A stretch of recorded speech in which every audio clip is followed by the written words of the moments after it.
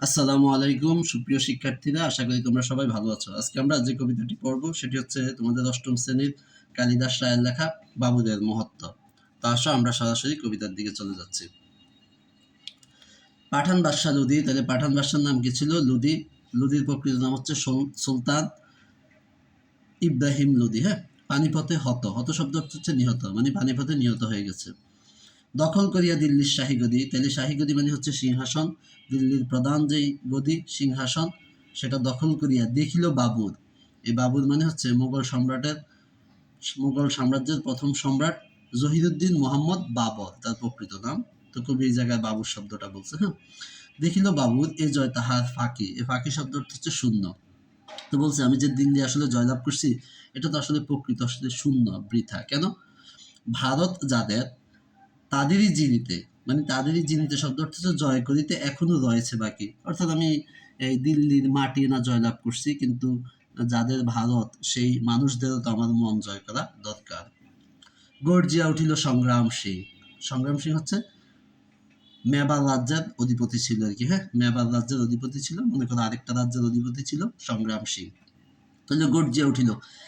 জিনেছ মুসলমান, বলছে জয়লাভ করেছ মুসলমান, জয়ী বলিব না এ দেহে রহিতে প্রাণ। বলছে আমার রহিতে মানে থাকতে, অর্থাৎ আমার দেহে প্রাণ থাকতে আমি তোমাদেরকে জয়ী বলিব না।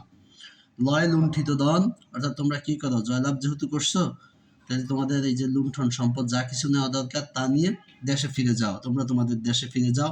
নতুবা মোগল, এই মোগল বলতে বোঝানো হচ্ছে ওই যে মোগল সম্রাট জহিরুদ্দিন মোহাম্মদ বাবরকে। রাজপুতে, এই রাজপুতে মানে সংগ্রাম সিংকে দাও রণ, অর্থাৎ সংগ্রাম সিংহের সাথে যুদ্ধ করার জন্য প্রস্তুত হয়ে যাও।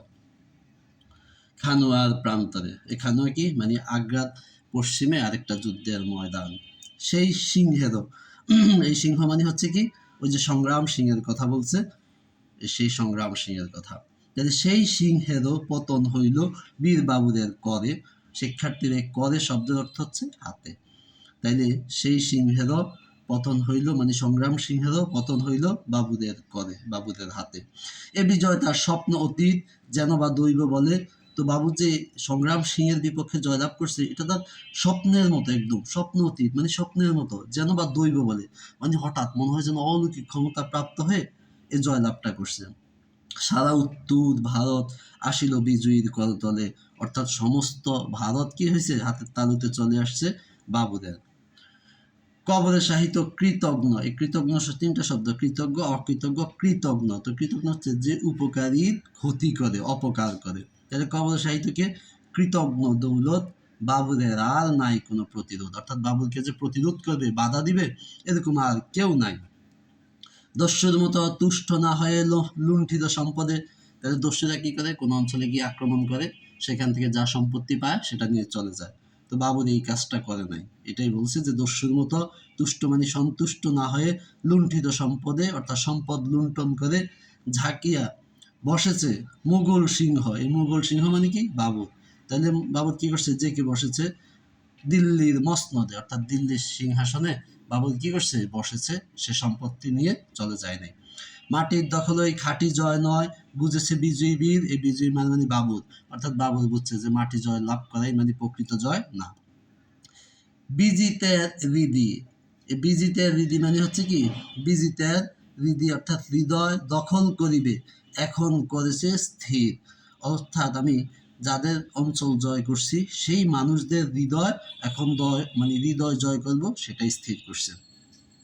প্রজারঞ্জনে মানে প্রজাদের মন জয় করার জন্য বাবুর দিয়েছে মন। তাহলে প্রজাদের মন জয় করার জন্য এখন বাবুর মন দিয়েছে। হিন্দু বিধি অর্থাৎ হিন্দুদের হৃদয় জিনিবার লাগে, অর্থাৎ জয় করিবার জন্য করিতেছে সুশাসন। সুশাসন মানে হচ্ছে পক্ষপাতবিহীন, যে আমি তো মুসলিম শাসন মানে মুসলমান, সেজন্য মুসলমানদেরকে একটু বেশি সুযোগ সুবিধা দিব না, এরকম না। তিনি কি করছেন? সুশাসন মানে পক্ষপাতহীন শাসন করা শুরু করলো।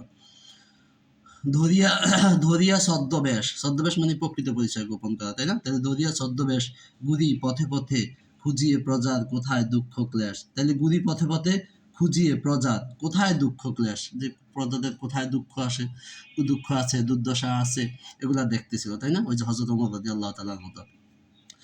চিতরের এক তরুণ যোদ্ধা রণবীর চৌহান, তাহলে চিতরের এক তরুণ যোদ্ধার নাম কি? রণবীর চৌহান। করিতেছে আজি বাবুরের সন্ধান, তাহলে কি করতেছে? বাবুরের সন্ধান করতেছে। হ্যাঁ, আচ্ছা, তাহলে ওই চিতরের, এটা হচ্ছে মেবার রাজ্যের রাজধানী চিতর, তাহলে চিতরের এক তরুণ, চিতর কোথায়? মেবার রাজ্যের রাজধানী ছিল চিতর। এক তরুণ যোদ্ধা, তার নাম কি? রণবীর চৌহান, তার নাম কি? রণবীর চৌহান। আচ্ছা, সে কি করছে? করিতেছে আজি বাবুদের সন্ধান, বাবুদের সন্ধান করতেছে, যে হ্যাঁ বাবুর কোথায়, বাবুর কোথায় খুঁজতেছে। কুর্তা, কুর্তা মানে জামা, তলে নিচে মানে জামার নিচে। কৃপান, কৃপান শব্দ হচ্ছে তরবারি, লুকায় ঘুরিছে সে পথে পথে। অর্থাৎ অর্থাৎ জামার নিচে সে কি করতেছে?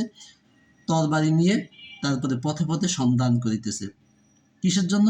দেখা যদি তার পায় আজি কোনো মতে, তার মানে হচ্ছে বাবুদের, তাহলে বাবুদের দেখা যদি কোনো মতে পায়, তাহলে কি হবে? লইবে তাহার প্রাণ, অর্থাৎ বাবুদের জীবন নিয়ে নিবে। তার মানে হচ্ছে যে পথে পথে ঘুরতেছে, কোটটার নিচে তরবারি লুকিয়ে, এই উদ্দেশ্যে যে বাবুরকে যদি পায় তাহলে বাবুরকে হত্যা করে ফেলবো। শুনিতে মানে রক্ত প্রবাহে তাহার খালিত, খালিত মানে পরিষ্কার করিবে, খালিত করিবে, পরিষ্কার করিবে চিতরের অপমান। অর্থাৎ চিতরের অপমান কি করবে? অর্থাৎ এই যে এই বাবুর যে দিল্লির সিংহাসন আরোহণ করছে, তো সমস্ত ভারতের মতো চিতরেরও তো একটা অপমান হয়েছে, তাই না? চিতর কোথায় মনে আছে? মেবার রাজ্যের রাজধানী। তাহলে কি করবে সে?